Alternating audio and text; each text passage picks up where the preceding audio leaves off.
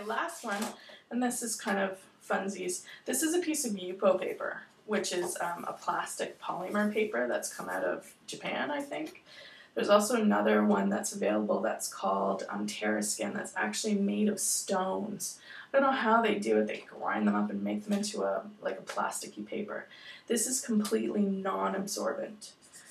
So you can see how slick it is. It's similar actually, if you're ever familiar with finger painting paper, it has that kind of surface, just much better quality. So this will give you really, really crispy effects, really bright, but nothing absorbs, everything sits on the surface. And my worry is that, like, this is hopefully dry, but it is dry. Okay, it's not blending. This takes a bit to dry, so you definitely don't want to, can you see actually what happened? This is one of the issues of all the polymer papers like Yupo and Terraskin. There's no absorbency. Like this, I put a lot of ink down here, and this on any other piece of paper would be dry and not smudgeable, but okay, it's not too bad. Alright, fine.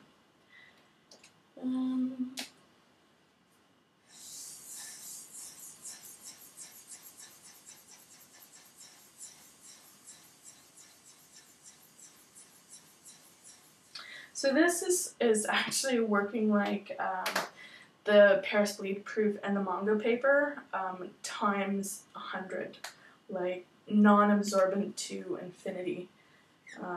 And you see what this does? It's kind of neat. But this is what happens when you add watercolor to it as well. It just lifts, there's no blending, it just lifts what you've already done and smears it around.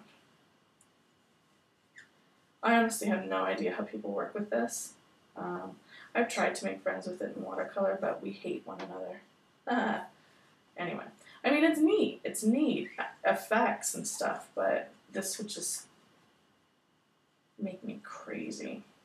Blend, damn you, blend! No! See what I mean? I mean, other people can probably make this wonderful. I cannot. I can't do it. Makes me nuts. Kind of a neat effect though. It actually puts everything down almost as a physical 3D thing that you're actually then dragging your brush through, or your marker through.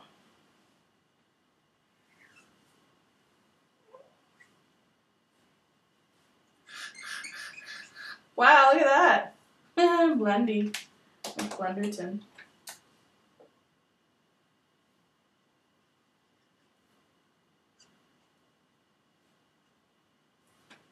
Okay, well, I mean, obviously I'm not going to get any, I don't know, it's so interesting. It's like hot press on acid. It's so neat. I'd love to be able to do something with it. But it's so unpredictable.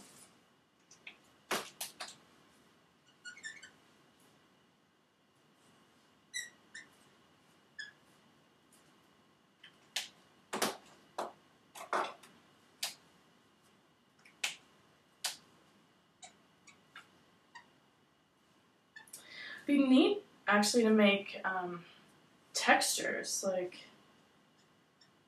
to import into Photoshop or something. Like, look at that. I totally am pushing aside. It's kind of neat. I don't know. It's neat.